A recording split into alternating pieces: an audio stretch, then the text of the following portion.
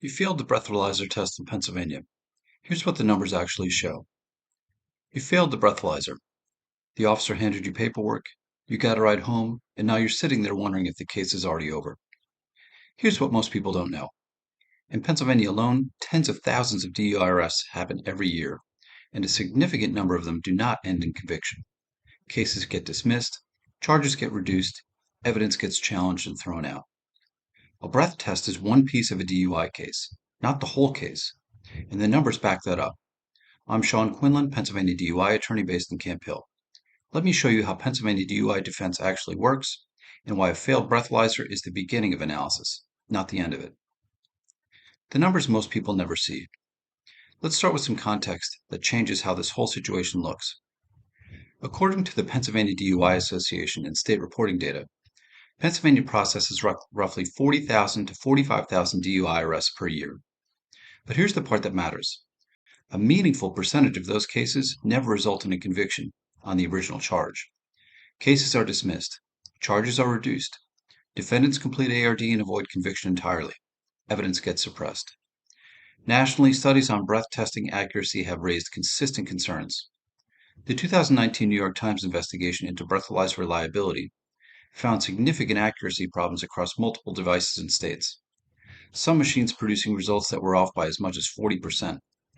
A peer-reviewed study published in the Journal of Analytical Toxicology found that a range of physiological and environmental factors can cause breath test readings to deviate meaningfully from actual blood alcohol levels. The Intoxilyzer and Breathalyzer devices used in Pennsylvania are not immune to these issues. Maintenance records, calibration logs, and operator certification matter. And when those records are incomplete or show problems, the result becomes a much weaker piece of evidence than it first appears. The point isn't that every breath test is wrong. It's that a breath result is not automatically the end of the story, and the numbers confirm that. How are DUI cases actually built? A DUI case in Pennsylvania is built like a chain. Every link has to hold. The traffic stop has to be lawful, the officer has to gather enough facts to justify an arrest, the testing has to be done the right way, the result has to be reliable enough to matter in court. If one link breaks, the whole case can weaken. The United States Supreme Court has recognized that DUI enforcement requires balancing law enforcement interests against constitutional protections. That means police can't simply pull over any car they want, administer a test, and call it done. Procedure matters. Rights matter. And when those procedural rules aren't followed, courts can and do exclude evidence. Pennsylvania also uses 3 DUI tiers for alcohol cases. General impairment covers BAC of 0.08 to 0.099. High rate covers 0.10 to 0.159. Highest rate is 0.16 and above. Refusal cases are often treated similarly to the highest tier, even though no BAC number was produced.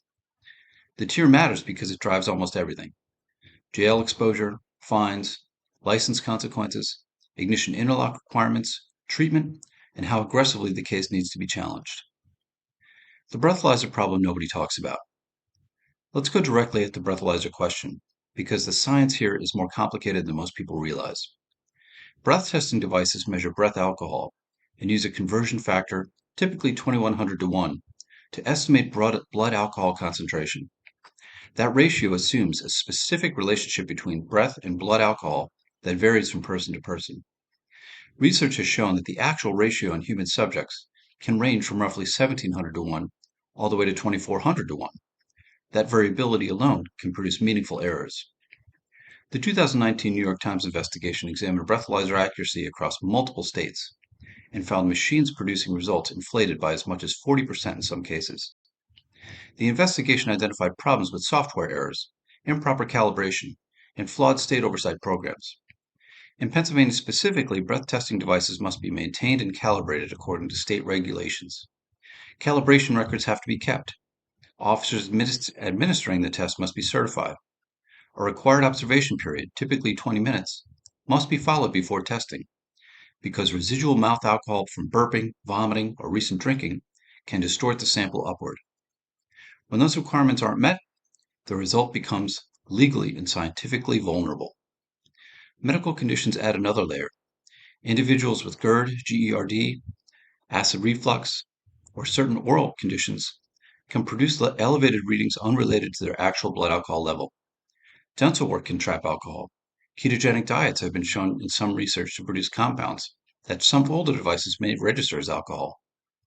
None of this guarantees a win, but it does show why you blew over is not, and has never been, the end of the legal analysis.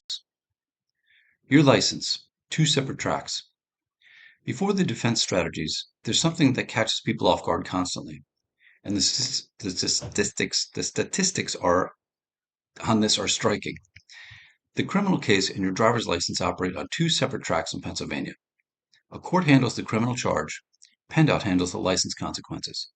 One doesn't automatically wait for the other. According to PennDOT data, Pennsylvania processes tens of thousands of DUI-related license actions every year. Suspensions, restorations, ignition interlock requirements, completely separate from the criminal court process. You can have progress in court while a license suspension is building on a parallel administrative track. Failing a test versus refusing a test are different problems. Refusal triggers Pennsylvania's implied consent law and can produce a PennDOT suspension entirely separate from criminal penalties, adding a second consequence track on top of the criminal one. CDL holders face the sharpest version of this problem.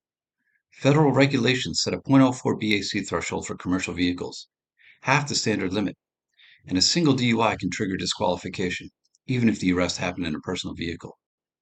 Licensed professionals, nurses, teachers, healthcare workers, contractors, face a different version through reporting obligations, licensing board scrutiny, and background checks that operate on yet a separate timeline. Defense strategy, the traffic stop. Let's go through the main areas where DUI cases get challenged. The traffic stop. A 2020 study published in the Stanford Open Policing Project, one of the largest analyses of traffic stop data ever conducted, found significant patterns in how stops are initiated and what officers claim as justification. The point for DUI defense, officer testimony about the reason for a stop is not automatically reliable, and it deserves scrutiny. Police need reasonable suspicion, specific, articulable facts to pull you over.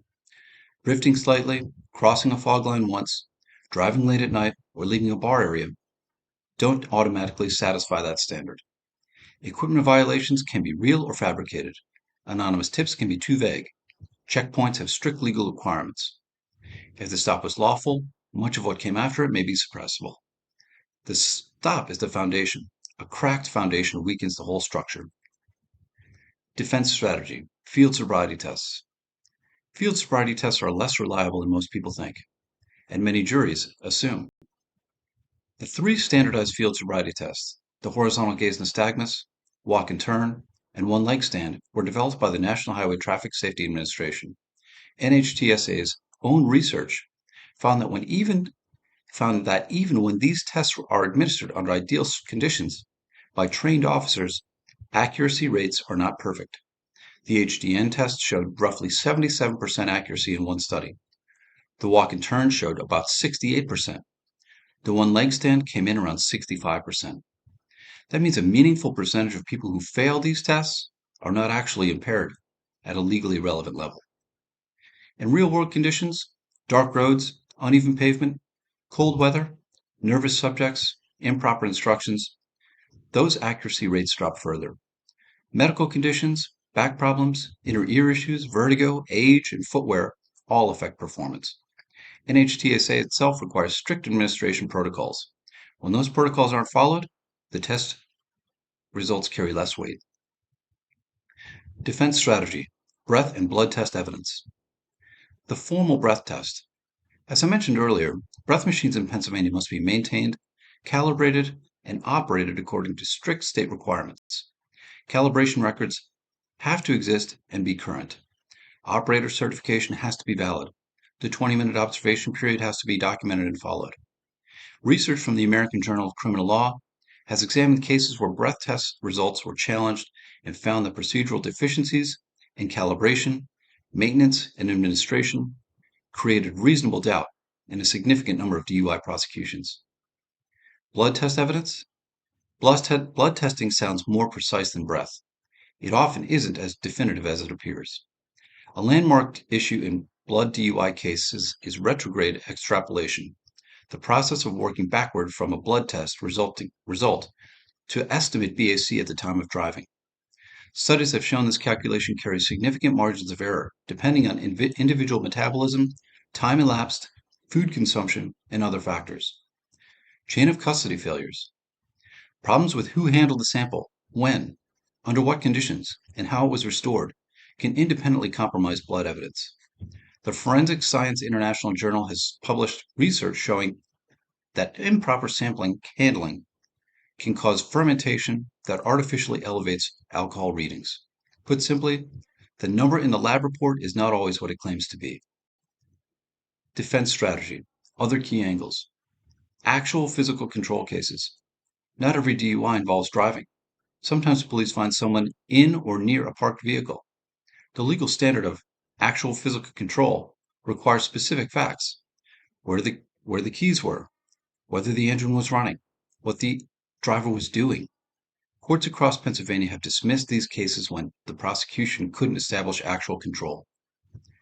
Weak or incomplete prosecution evidence. According to the Bureau of Justice Statistics, a meaningful prosecution of DUI cases result in charge reductions or dismissals at various stages of the court process. Missing dashcam footage, absent body cam recordings, inconsistent police reports, and gaps in the documentation all contribute to that outcome. A charge is not proof. When the evidence doesn't add up cleanly, those gaps become part of a defense. ARD and first defense options. For first-time offenders, ARD is usually the first option to examine seriously. Pennsylvania's ARD program has processed hundreds of thousands of cases since its establishment. In many central Pennsylvania counties, Dauphin, Cumberland, York, Lancaster, Adams, a significant proportion of first offense DUI cases resolve through ARD rather than conviction.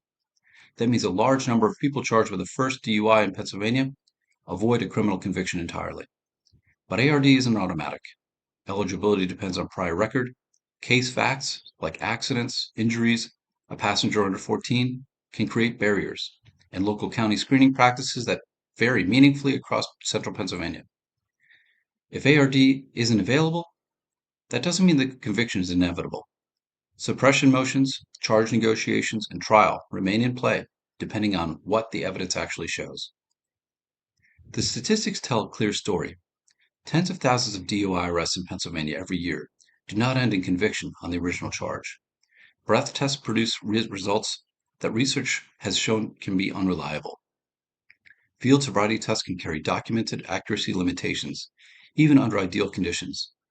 Blood evidence has its own chain of custody and analysis vulnerabilities. A failed breathalyzer is not the end of your case. It's the beginning of a series of questions that deserve real answers about the stop, the testing, the evidence, and what the prosecution can actually prove. Gather every document, write down your timeline now while the details are still fresh, and get the stop, the testing, and the license issues reviewed before deadlines start closing off options. If you've been charged with a DUI in Pennsylvania and want to understand where your case actually stands, reach out. Free consultation, no pressure, link is in the description. Subscribe for more straight talk on Pennsylvania's DUI laws. See you in the next video.